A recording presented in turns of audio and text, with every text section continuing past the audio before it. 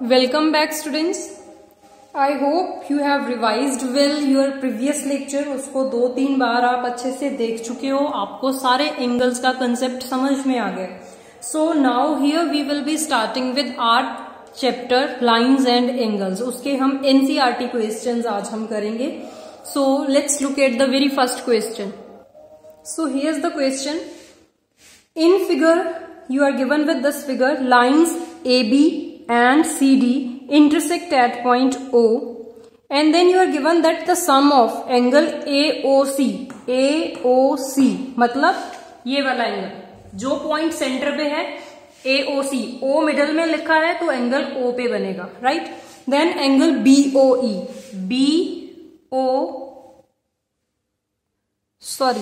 यहाँ पे एक और लाइन है जिसको नेम मिला है OE, ठीक है.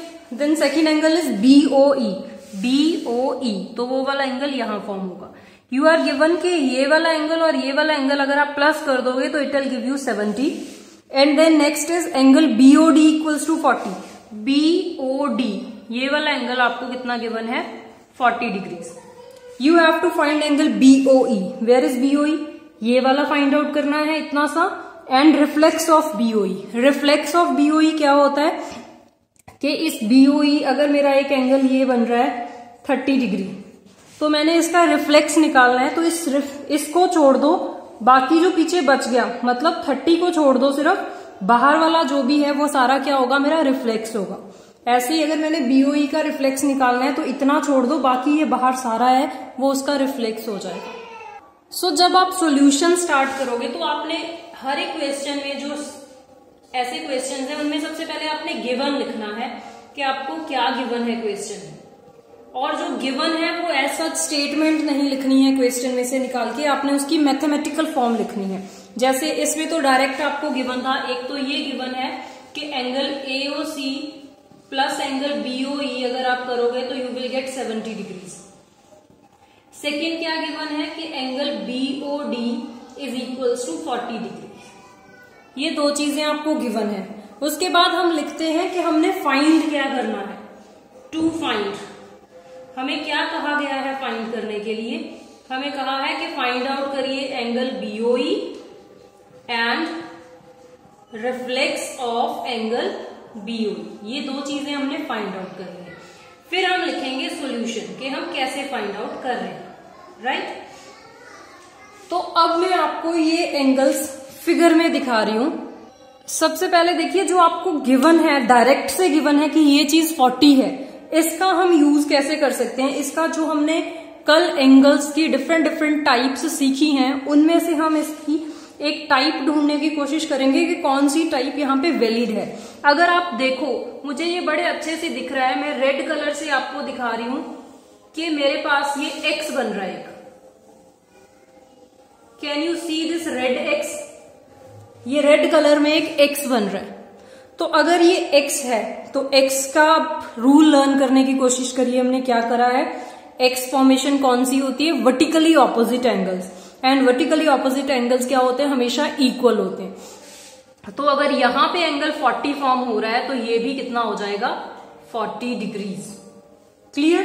तो आपके पास इतना सा आ गया कि एंगल AOC क्या है, 40. तो उसको लिखोगे कैसे, you will write angle AOC is same as angle BOD. ये दोनों एंगल्स क्या है, इक्वल है. फिर इसका रीजन लिखोगे. रीजन क्या है, वर्टिकली ऑपोजिट एंगल्स, कि ये VOA की वजह से इक्वल है. तो अगर BOD आपको 40 गिवन था क्वेश्चन में तो ऑटोमेटिकली AOC है जो वो भी कितना हो जाएगा, 40 डिग्रीज. तो आपका ये आ गया. बट ये तो क्वेश्चन में पूछा नहीं था. आपसे क्वेश्चन में जो एंगल पूछा है वो ये रहा, एंगल BOE. एंड BOE का आपको रिलेशन गिवन है कि अगर आप, अब मैं ये ग्रीन कलर से दिखा रही हूं आपको, एक ये वाला एंगल एंड एक ये वाला एंगल.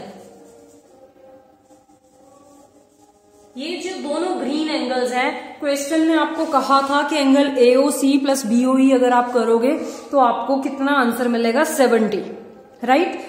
इन दोनों का सम आपको क्वेश्चन में कहा था कि 70 होगा। अब अगर ये 40 है तो ऑटोमेटिकली ये कितना होगा, 30 होगा, तभी तो सम 70 आएगा। बट इसको अब लिखेंगे कैसे, वहां तो आपको समझ में आ गया। तो अब इसको लिखें कैसे, we will say also angle AOC plus angle BOE, ये देखिए, is equals to 70 degree. It was given. Reason सबका लिखना है कि हम क्यों लिख रहे हैं। अब इसकी वैल्यू डाल दो, AOC कितना है, इसको मार्क कर लीजिए, चाहे नंबर 1 फ्रॉम 1, या बाद में लिखेंगे फ्रॉम 1 भी। इसको AOC की जगह लिख दीजिए 40 degrees plus BOE is equals to 70 degree. Reason लिख दो यहां पे कि क्यों करा है ऐसा, फ्रॉम इक्वेशन 1 के फर्स्ट वाली इक्वेशन ने हमें कहा था AOC की वैल्यू 40 होगी, हमने इसलिए लिखी है, राइट। तो अब क्या करें, BOE की वैल्यू हमने फाइंड आउट करनी है। ये 40 वहां जाके माइनस हो जाएगा, so angle BOE will be 30 degree. Clear. तो हमारा जो टू फाइंड का फर्स्ट पार्ट था, फाइंड आउट करिए एंगल BOE, वो हमने कर लिया।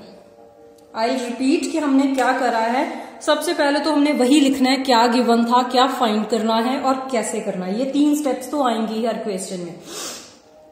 अब ये तो बुक्स वही क्वेश्चन से ही मिल जाएंगे, ये चीज है जो आपने खुद से ढूंढनी है। तो हमें स्टार्ट हम कहां से करते हैं कि हमें गिवन क्या है। हमें गिवन 2 चीजें थी कि उन 2 का सम 70 है एंड वो एक अकेला 40 है।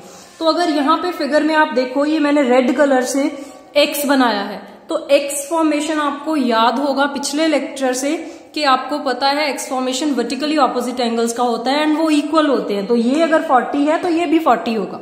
तो हमारे पास एंगल AOC की वैल्यू आ गई, बट वो हमें पूछी नहीं थी।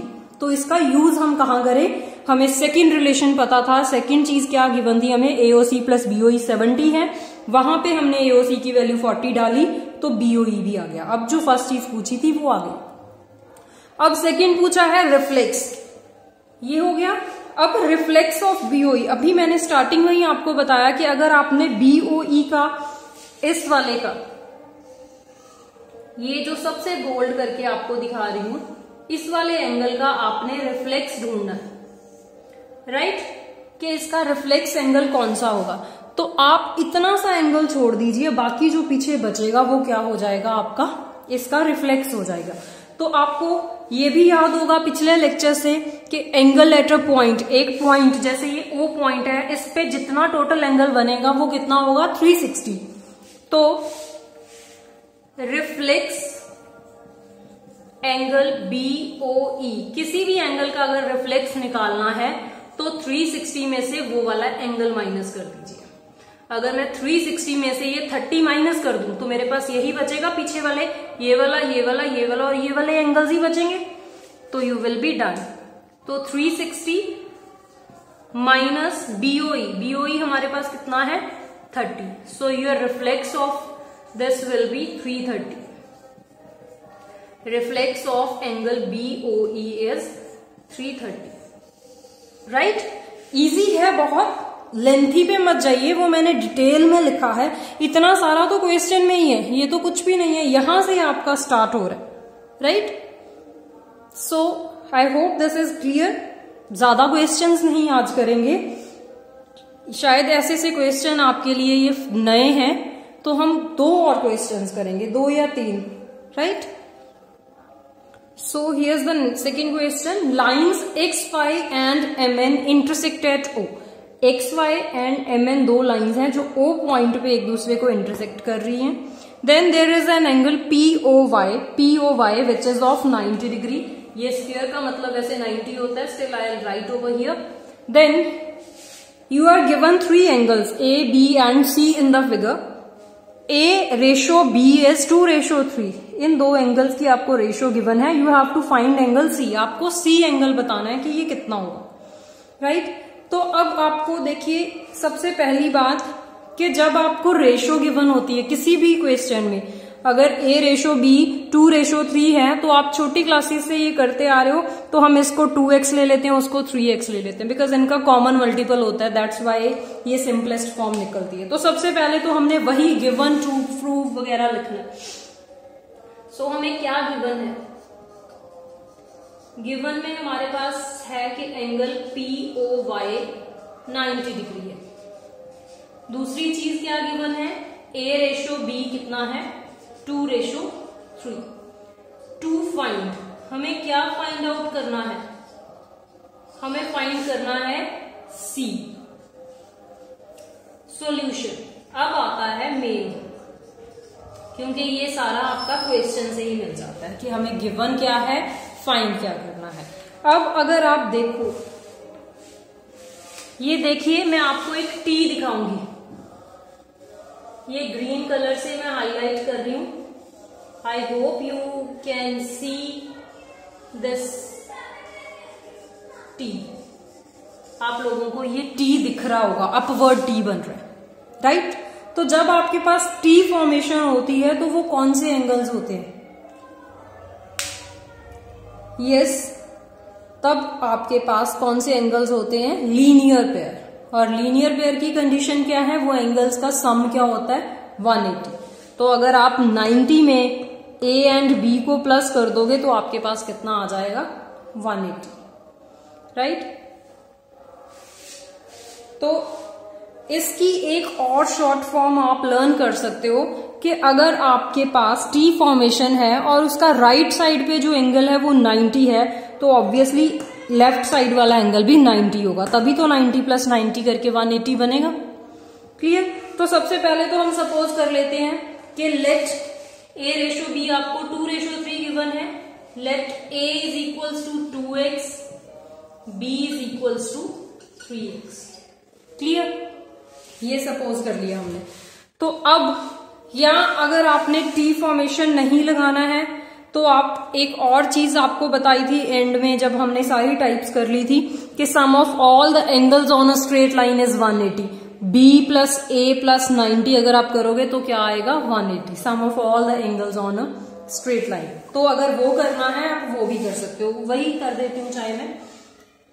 सॉल्यूशन में एक तो हमने ये सपोज कर लिया, now A + B + 90 degree is equals to 180 degree.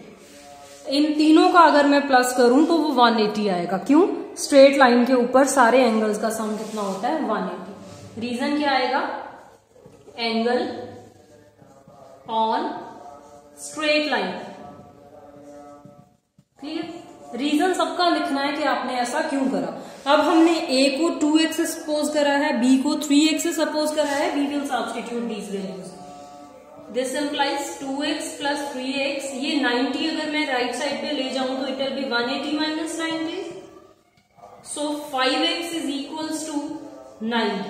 Clear? मैं यहीं पे लिख रही हूं, तो ये वाला 5 यहाँ पे मल्टीप्लाई हो रहा है, वहां जाके 90/5, so your x will be 18 degree, या सिंपल 18 आप कह सकते हो। आपकी x की वैल्यू आ गई है 18। अब फाइंड क्या करना है हमें? C। अब हमारे पास अगर x की वैल्यू आई है तो हम यहां पे पुट करके A एंड B की वैल्यू तो निकाल सकते हैं, पर C की वैल्यू कैसे आएगी?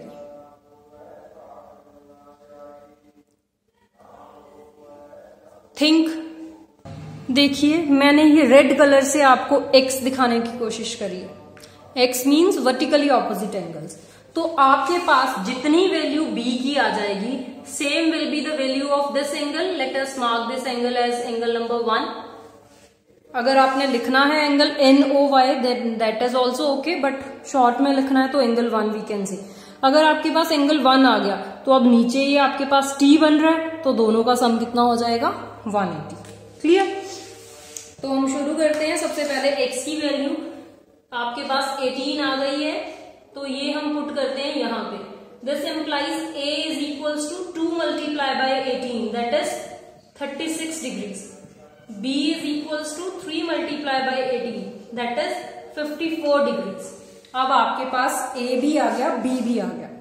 अब हम क्या लिखेंगे कि angle MOX is same as angle NOY. Reason, vertically opposite angles.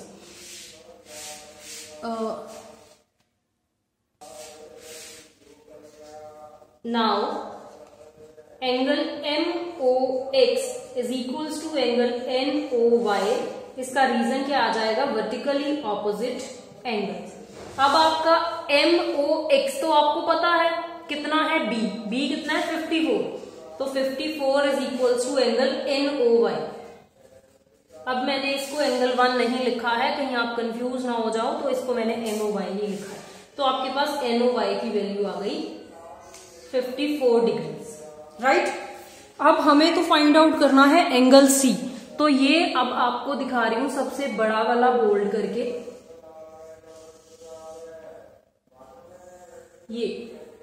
ये आपको दिख रहा होगा एक T. राइट.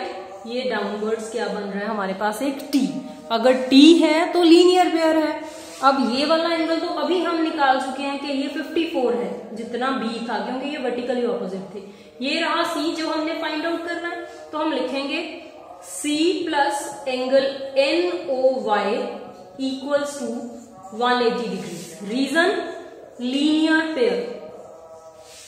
तो अब C की वैल्यू हमने फाइंड आउट करनी है, ये हमें पता है.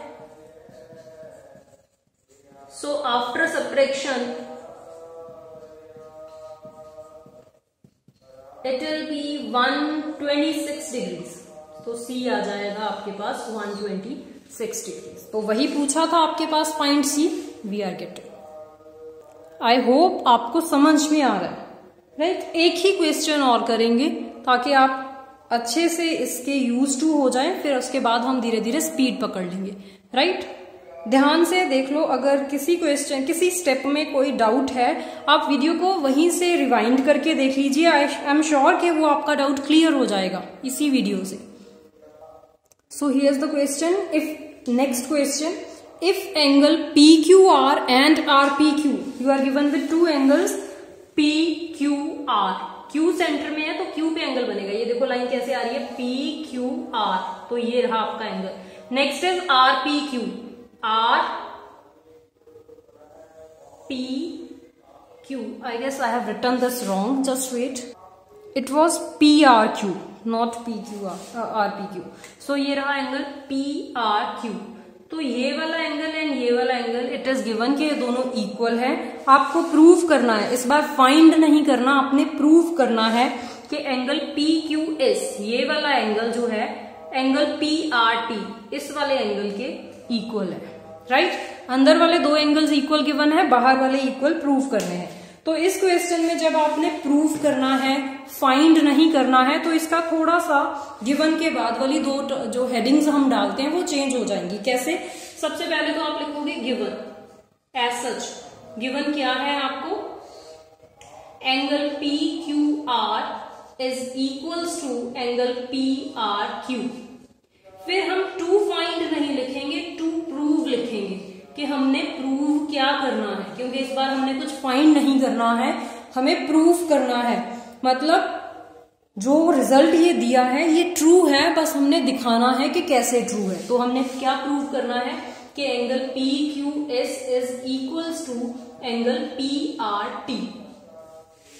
फिर उसके बाद हम सॉल्यूशन नहीं लिखेंगे, यहां पे लिखेंगे प्रूफ, कि हम कैसे प्रूव करेंगे, क्या सबूत दे रहे हैं हम कि ये ट्रू है. राइट. तो अब देखिए, बहुत ही सिंपल सा क्वेश्चन है. ये देखो, ये आपको मैं क्या दिखा रही हूं, आप समझ ही गए होंगे ये क्या बन रहा है आपके पास. क्या बन रहा है? T. Very good. ऐसा ही T, चलो मैं रेड से ही बनाऊं, अगर ऐसा ही T आपको इस तरफ भी दिख रहा होगा, तो आपके पास ये दो T है. राइट. ये इन टीज का क्या यूज है, मैंने ये टीज क्यों देखे हैं, क्योंकि लेफ्ट वाले अगर टी में बात करो तो आपको एंगल 1 पता है कि राइट वाले टी के एंगल 2 के इक्वल है. आपने लेफ्ट वाले एंगल का 3 राइट वाले एंगल के 4 के इक्वल करना है. मतलब मैंने इसको, आप क्या कर सकते हो, कई बार ना बच्चे कंफ्यूज हो जाते हैं कि PQR लिखें, RQP लिखें वगैरह. तो आप नंबरिंग कर सकते हो एंगल्स की। पर अगर आप नंबरिंग कर रहे हो तो वो फिगर में शो करोगे कि कहाँ पे आपका एंगल 1 है, कहाँ पे 2 है। जैसे मुझे गिवन था कि angle PQR is equals to PRQ। अब मैंने उन एंगल्स को नंबर्स दे दिए, एंगल 1 एंड एंगल 2। आप चाहो तो इसको लिख सकते हो, आपको गिवन है कि एंगल 1 एंगल 2 के इक्वल है। इसको लिख सकते हो कि आपने प्रूव करना है कि एंगल 3 एंगल 4 के इक्वल है। ये शॉर्ट हो जाता है, क्विक मेथड्स हैं, ज्यादा जल्दी जल्दी लिखा जाता है, टाइम सेव होता है, राइट। तो अब आपको ये 2 टीज दिख रहे हैं। अब टी है तो लीनियर पेयर है, लीनियर पेयर है तो सम ऑफ एंगल्स कितना होगा 180। मतलब अगर आप इन 2 को प्लस करोगे तब भी 180 आएगा, इन 2 को प्लस करोगे तब भी 180 आएगा, राइट। तो प्रूफ में हम क्या लिखेंगे, angle 1 plus angle 3 is equals to 180। Reason linear pair and mark it as equation number 1। फिर वहां से एंगल 2 प्लस एंगल 4 वो भी 180 होगा। रीजन लीनियर पेयर है और इसको मार्क कर लीजिए इक्वेशन नंबर 2। अब देखिए, आपके पास 5 पेन है ब्लू कलर के, आपके फ्रेंड के पास भी 5 पेन है ब्लू कलर के, तो ऑटोमेटिकली आप दोनों के पास number of blue pen same हो जाएंगे। अब ये वाली इक्वेशन 180 के इक्वल है, ये वाली इक्वेशन 180 के इक्वल है, तो ऑटोमेटिकली ये दोनों इक्वल हो जाएंगे। क्लियर। इसको वैसे मैथमेटिकली हम कैसे रीड करते हैं कि 2 इक्वेशंस जिनकी राइट हैंड साइड सेम हो उनकी लेफ्ट हैंड साइड भी सेम होती है। कैसे? फ्रॉम इक्वेशन 1 एंड इक्वेशन 2 हमें पता है कि दोनों की राइट हैंड साइड सेम है, तो दोनों की लेफ्ट हैंड साइड जो है वो भी सेम होगी। तो angle 1 plus 3 will be equals to angle 2 plus angle 4। ये दोनों सेम है तो ये भी सेम होंगे, तो उनको इक्वल्स डाल के लिख लिया। क्लियर। अब आपको क्या पता है कि जितना एंगल 1 है उतना ही एंगल 2 है, तो जहां पे मैंने एंगल 1 लिखा है वहां पे मैं एंगल 2 लिख सकती हूँ, क्योंकि दोनों ही सेम है। तो चाहे मैं एंगल 1 लिख लू वहां पे, चाहे एंगल 2 लिख लू। तो as angle 1 is equals to angle 2, तो इसका मतलब क्या है, तो एंगल 1 की जगह पे मैं एंगल 2 लिख रही हूं, यहां चेंज नहीं करूंगी। ठीक है, या तो आप 2 की जगह 1 कर लो, यहां चेंज मत करो। तो उसका क्या फायदा हुआ, ये कैंसिल हो जाएगा एंगल 2 के साथ angle 2। You will be left with angle 3 plus angle 4, sorry plus में बीच में क्या था, इक्वल्स टू। तो यही तो प्रूव करना था आपको। तो लास्ट में आप लिखोगे हेंस प्रूव्ड, कि हमने प्रूव कर दी। उस लैंग्वेज को आप चाहो तो अवॉइड कर सकते हो, एंगल्स को PQR PRQ टाइप में लिखने में। इसमें क्या है, शॉर्ट में जल्दी जल्दी हो जाता है। क्लियर। आई होप समझ में आ गया होगा। अभी मैंने ध्यान से देखा है, ये जो हमने सबसे पहला क्वेश्चन करा था ना, अगर आप NCERT बुक में चेक करो, जिसका मैंने सेकेंड पार्ट प्रूव कर दिया है कि find the reflex of angle BOE, वहां पे आपको रिफ्लेक्स ऑफ BOE की जगह पे रिफ्लेक्स ऑफ COE पूछा था। तो I take you back to the question number 1, वहां पे एक थर्ड पार्ट बना के मैं सॉल्व करवा देती हूँ। This was your figure of first question. हमने जितना इवेल्युएट कर लिया था मैं उसकी बात करूंगी। ये हमें 40 गिवन था। जो बच्चे, दोबारा से बोल रही हूँ, जो हमने सबसे पहला क्वेश्चन करा है आज का, उसमें हमें एक तो फाइंड आउट करना था वैल्यू ऑफ एंगल BOE, वो हमने कर ली थी कि 30 है। उसके बाद आपको पूछा था find the reflex of angle COE, मैंने गलती से रिफ्लेक्स ऑफ एंगल BOE कर दिया। तो अब आपको रिफ्लेक्स का कंसेप्ट तो क्लियर है कि अगर आपने BOE का रिफ्लेक्स निकालना है तो 360 में से BOE वाला एंगल माइनस कर दो। क्लियर। और अगर आपने COE का रिफ्लेक्स निकालना है तो 360 में से COE वाला एंगल माइनस कर दो। ठीक। तो अब हमारे पास क्या क्या वैल्यूज आ गई थी, ये हमें 40 गिवन था, इन दोनों का सम 70 था, ये 40 30 ये हमने कर लिया था। तो अब हमें क्या निकालना है, रिफ्लेक्स ऑफ एंगल COE। तो अगर मैं COE एंगल निकाल लूं कि ये वाला एंगल कितना है, फिर मेरा क्वेश्चन हो जाएगा। अब देखिए, this is a straight line, AOB एक स्ट्रेट लाइन है, और स्ट्रेट लाइन के ऊपर जितने भी एंगल्स बन रहे हैं उन सबको अगर आप प्लस करो तो sum of all the angles on a straight line is 180। तो आपके पास क्या आ जाएगा, AOB is a straight line, therefore angle AOC plus angle COE plus angle BOE वो क्या हो जाएगा 180। रीजन मैंने ये लिख दिया। आपने जहां तक पहले करा है क्वेश्चन दैट इज ओके, कुछ भी वहां से इरेज नहीं करना है, डिलीट नहीं करना है, वो ठीक है, कट नहीं करना है कुछ भी। उसके आगे ये कंटिन्यू करिए, राइट। इसमें आपका टू फाइंड जो है ना, टू फाइंड वो है रिफ्लेक्स एंगल COE, ये फाइंड कर रहे हैं रिफ्लेक्स ऑफ एंगल COE। तो अब आपको AOC पता है कितना है 40, आपको COE पता है कितना है नहीं पता, BOE पता है कितना है 30 is equals to 180 degree. So 40 plus 30 is 70 degree. तो ये वाला 70 वहां जाके माइनस हो जाएगा, 180 माइनस 70। सो अब आपके पास आ गया angle COE equals to 110 degree. But ये आपसे पूछा ही नहीं था, आपसे तो पूछा है रिफ्लेक्स ऑफ COE। तो अब आपको पता है reflex of angle COE is same as 360 minus angle COE, because एक पॉइंट पे कंप्लीट एंगल 360 होता है। ये पूरा एंगल 360 का है जो O पे बन रहा है। 360 में से सिर्फ ये वाला एंगल, ये वाला पोर्शन आप माइनस कर दीजिए, तो जो पीछे बचेगा वो सारा क्या हो जाएगा, रिफ्लेक्स हो जाएगा COE का। तो 360 minus 110, so it will be 250 degrees. So आपका रिफ्लेक्स ऑफ COE जो है वो क्या आ जाएगा, दिस। बाय मिस्टेक मैंने रिफ्लेक्स ऑफ BOE कर दिया था, बट वो अच्छा ही हुआ कि आपको सभी कोई भी एंगल दे दिया उसका रिफ्लेक्स निकालना आ गया। अब क्लियर? तो that's it for the day. अच्छे से इन क्वेश्चंस को समझ के करना है, सिर्फ नोट करने वाला काम नहीं करना है। Clear? So I hope this is clear to you. Thank you, meet you soon.